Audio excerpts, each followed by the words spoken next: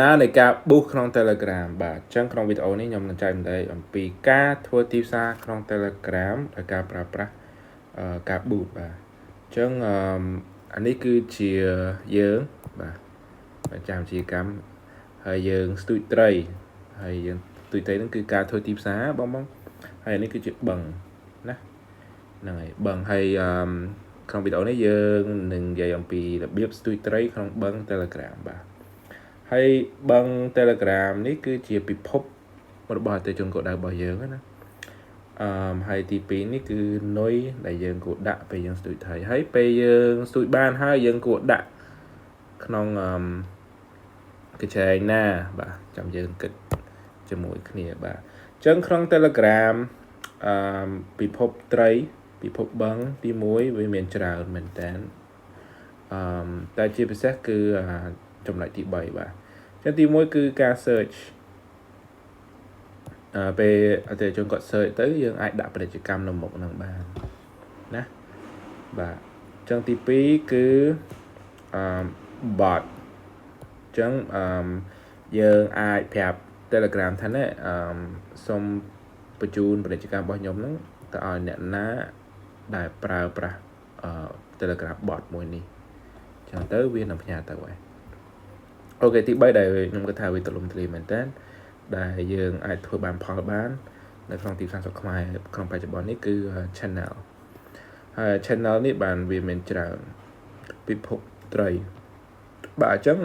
ពេលដែលខ្ញុំប្រឹក្សាជាមួយម្ចាស់អាជីវកម្មខ្ញុំតែងតែសួរគាត់ថាតើគាត់លក់ផលិតផលអីគេហើយអតិថិជនគាត់របស់គាត់បែបណាពេលដែលអតិថិជនគាត់របស់គាត់អត់មាននៅក្នុង channel អត់មាននៅក្នុង Telegram ខ្ញុំឲ្យគាត់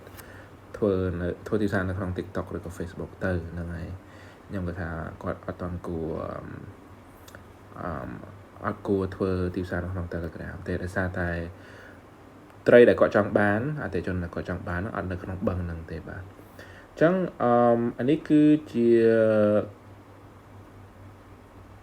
អ្វីដែលសេវាកម្មការប៊ូសខាងខ្ញុំហ្នឹងអាចជួយទៅឲ្យបងប្អូនម្ចាស់អាជីវកម្មទាំងអស់គ្នាបាទដោយសារតែយើងអាច research មើលchannel ទាំងអស់ដែលមានអតិថិជនគោលដៅរបស់គាត់ហ្នឹងហើយចឹងទៅយើងរៀបចំចងក្រងហើយយើងដាក់ប៊ូសទៅហ្មងចឹងអានេះហើយគឺជា targeting option ការផ្ដោតបាញ់ព្រួញឬក៏កន្លែងដាក់នុយថៃហ្នឹងបាទរបស់ Telegram ណាឧទាហរណ៍បើសិនជាអតិថិជនគាត់របស់យើងគឺជាអ្នកដែលគាត់ចង់ទិញចលនាទ្រព្យចឹងទៅ channel ដែលយើងចង់ប៊ូសទៅគឺ channel ខាងចលនាទ្រព្យអីចឹងទៅបានន័យថាអ្នក subscriber នៅក្នុងនោះទាំងអស់សិតតែអ្នកដែលគាត់មានចំណាប់អារម្មណ៍ចង់ទិញចលនាទ្រព្យចឹងណា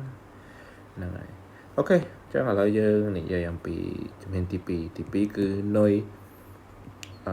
ដែលយើងចង់ដាក់ឬក៏អង់គ្លេសហៅ paid នុយនេះគឺការផ្ដល់ជូនពិសេសរបស់យើងហើយតើយើងលក់ផលិតផលអីគេបាទប៉ុន្តែចាំយើងនិយាយគ្នាចុងក្រោយគាត់ថាទី2ហ្នឹងសំខាន់បាទយើងគួរសម្រេចទៅលើទី3សិនបាទយើងអាចគិតថាតើយើងគួរដាក់អ្វីនៅ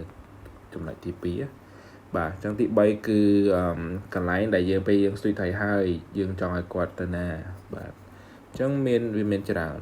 ទី1គឺឲ្យគាត់ចូល group Telegram group ឬក៏ទី2ឲ្យគាត់ចូល channel ឬក៏ទី3ឲ្យគាត់ chat ចូលមកយើងហ្មងអញ្ចឹង personal អញ្ចឹងវាpersonal នេះបើសិនជាបងប្អូនណាធ្លាប់ boost ក្នុង TikTok ឬក៏ Facebook អីអានេះគឺដូច boost message អញ្ចឹងគេនិយាយខ្លីៗណា boost message ចូល personal Telegram យើងមកអញ្ចឹងពេលដែលភ្ញៀវ chat ចូលភ្លាមយើងអាចបិទការលក់ក្នុងនោះបានបាទអញ្ចឹងអានេះគឺជា3ជម្រើសដែលយើងអាចពេលចាប់ត្រីហើយណាពេលចាប់ត្រីហើយយើងអាចឲ្យគាត់ឲ្យត្រីហ្នឹងដាក់ចូលក្នុង bucket មួយបាទអញ្ចឹងឲ្យគាត់ដាក់ចូលក្នុងឲ្យគាត់ចូល group ក៏បានចូលក្នុង channel ក៏បានឬក៏ឲ្យគាត់ private message មកយើងបានបាទអញ្ចឹងផ្លូវទាំងអស់នេះខ្ញុំនឹងប្រឹក្សាជូនឲ្យអ្នកទាំងអស់គ្នាfree បើសិនជា បងបងណាមានចំណាប់អារម្មណ៍បាទ